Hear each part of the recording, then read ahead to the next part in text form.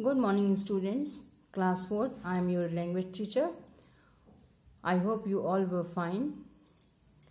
Today I started the second lesson, your second lesson in the English language, part of a sentence.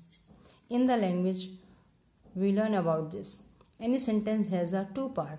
First is subject and second is predicate. What is subject? The subject is the person, things और idea spoken about. Means किसी भी sentence के दो part होते हैं, एक होता है सब्जेक्ट, दूसरा होता है प्रेडिकेट. सब्जेक्ट क्या होता है कि सब्जेक्ट वो पर्सन या वो थिंग या चीज़ या वो आइडिया होती है जिसके लिए कोई बातें कही जाती हैं. किसी भी सेंटेंस में एक नाउन प्रोनाउन इन दो में से किसी एक का होना ज़रूरी होता है और ये होता है हमारा सब्जेक्ट जिसके बारे में कोई बात की जाती है. Okay, and the predicate is what is said about the person, thing और idea. Predicate means prediction, ये prediction से बना हुआ है.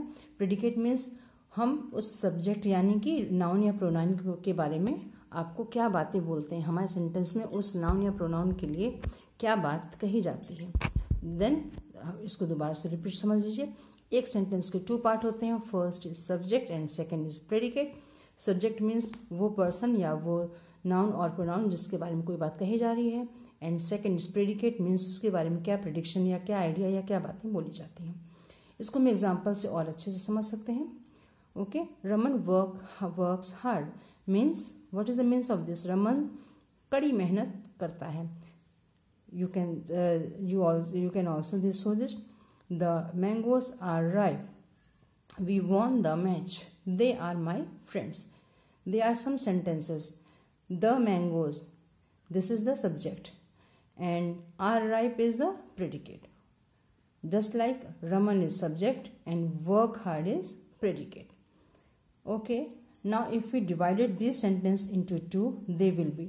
अगर हम किसी सेंटेंस को दो पार्ट में डिवाइड करते हैं तो ये इस तरह से डिवाइड होते हैं. फर्स्ट जो नाउन या प्रोनाउन का पोर्शन है, देखिए द मैंगोज, वी, रमन और दे, ये हैं आपके सब्जेक्ट और इनके बारे में क्या बात बोली जा रही है, ये क्या करते हैं या ये इनका क्या वर्ब है या क्या प्रेडिकेट हो रहा है इनके बारे में.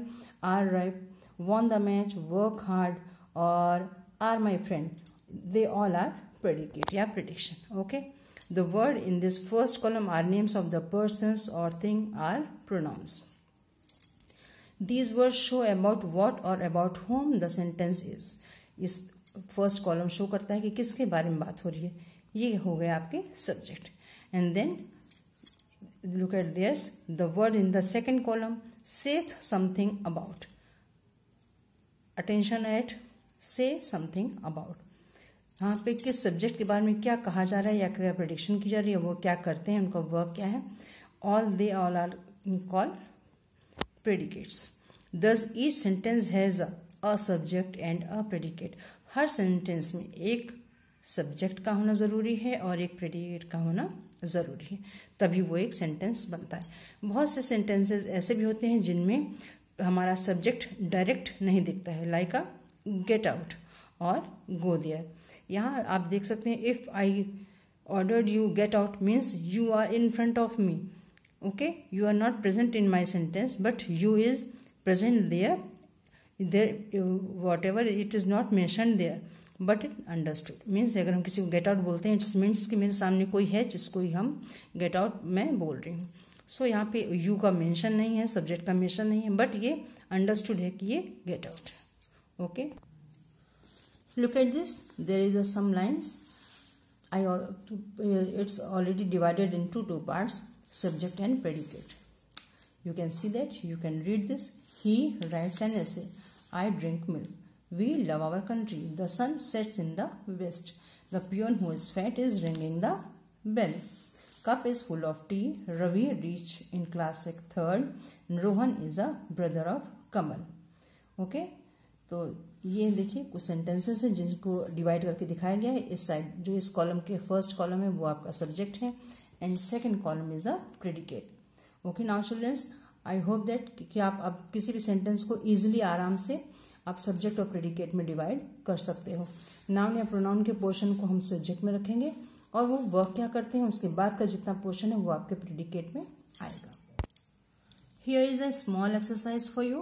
Okay, there is some lines 1 2 3 4 5 6 7 8 9 10. There is a subjects and there is predicate. Okay, आपको करना क्या है, आपको इधर के सब्जेक्ट दिखते हैं, ये सामने सामने जैसे आपने पिछले बार में देखा उस तरह से नहीं है, ये सामने सामने नहीं है।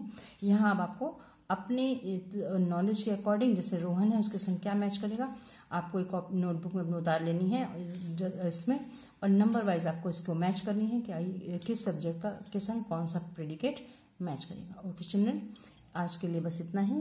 Okay, good bye, take care yourself.